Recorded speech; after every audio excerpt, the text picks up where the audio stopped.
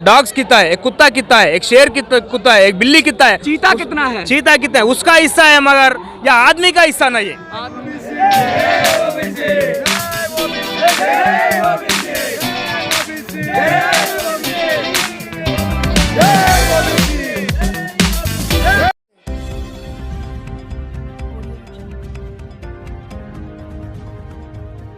नमस्कार साथियों, मैं मनोज सुराजी स्वागत करता हूं आपका मिनी संसद के मंच पे। ओबीसी महासंघ तेलंगाना, आंध्र प्रदेश, तमिलनाडु, सब जगह से पूरे देश से लोग आए हैं और ये बात कर रहे हैं क्या कास्ट सेंसस की, जातिगत जनगणना की। ओबीसी के बाद, इतना ओबीसी होने के बाद भी अभी भी लोग पिछड़े हुए हैं, परेशान हैं और सामाजिक न्याय की बात हो रही है अपने हित के लिए।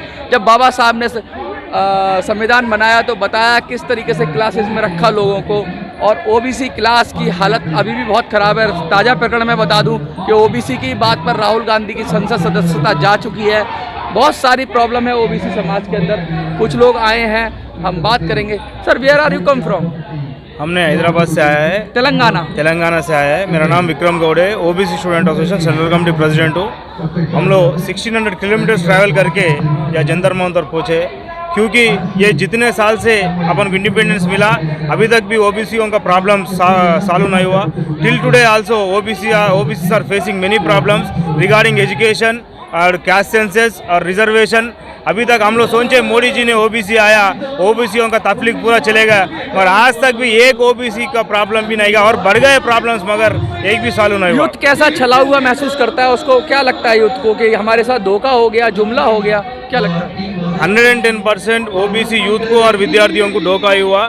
क्यों बोले तो हम लोगों ने 10 साल फाइट करके आईआईटी में रिजर्वेशन मिला, मगर एक क्रीमी लेयर बोल के क्रीमी लेयर लगा के आज तक भी ओबीसी विद्यार्थियों को कौन सा यूनिवर्सिटी में ये भी अजीब है कि क्रीमी लेयर एससी में नहीं है, एसटी में नहीं है, लेकिन ओबीसी में है। क्यों करते हैं? कौन सा शाखा भी नहीं है, विकलांग में नहीं है, महिलाओं में नहीं है, सिर्फ ओबीसी लोगों को लगाया। इंटेंशन है ओबीसी को नहीं देने का, ये सोच 110% वो इंटेंशनली कर रहा।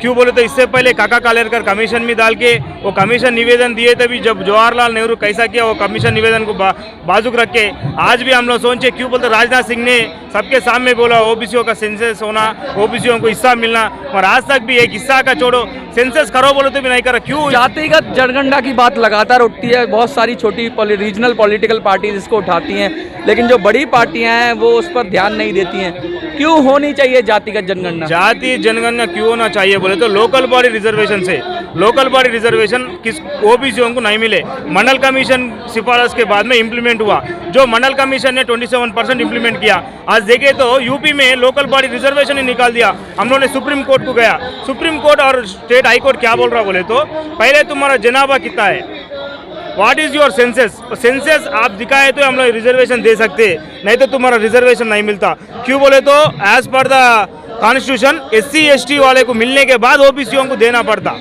हम लोगों को क्या बोलते पार्लियामेंट में बिल नहीं है, ओबीसी बिल नहीं है, ओबीसी जनगणना 1 रुपये भी केंद्र प्रभुत्व को खर्च नहीं होता। क्या लगता है आपको कि ओबीसी समाज को सिर्फ लॉलीपॉप दे दिया गया है कि तुमको रिजर्वेशन है, असल मायने में रिजर्वेशन के जो फायदे मिलने चाहिए वो नहीं मिलते हैं?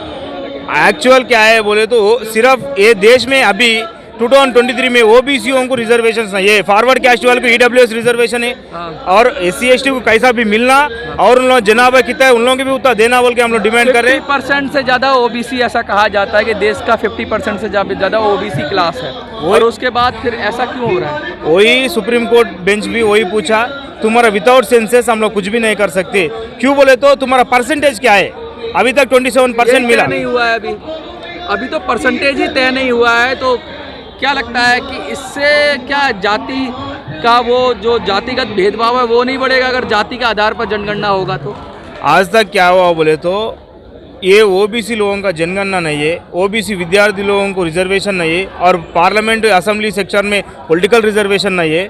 हम लोग पूछ रहे ये ओबीसी लोग इंडिया ओबीसी है और नहीं है, तुम लोग को ओबीसी ऊपर इंटरेस्ट नहीं है तो हमारा सेपरेट देश दे दो, हम लोग ओबीसी लोग हम लोग उसमें देश में बड़ी बात कह रहे हैं कि क्या ओबीसी समाज भारत का नागरिक नहीं है?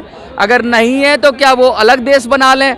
इस तरह की भी बातें हो रही हैं। बहुत दुखद बात है कि ओबीसी समाज अपने आप को छला हुआ महसूस करता है।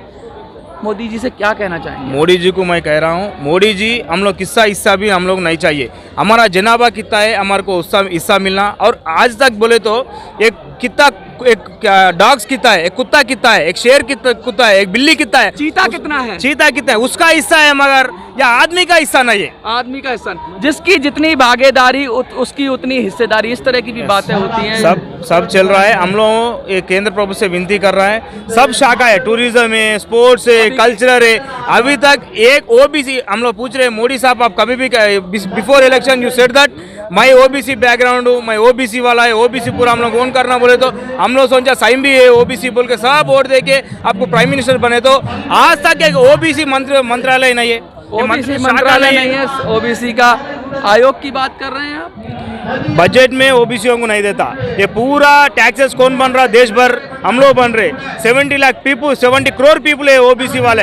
हमारा टैक्स है, पूरा देश चल रहा, मगर हम लोगों को बजट में एलोकेशन भी नहीं है। 1400 करोड़ दे रहा, ये 1400 करोड़ बांटे तो एक रुपए का चॉकलेट भी नहीं आता एक एक को।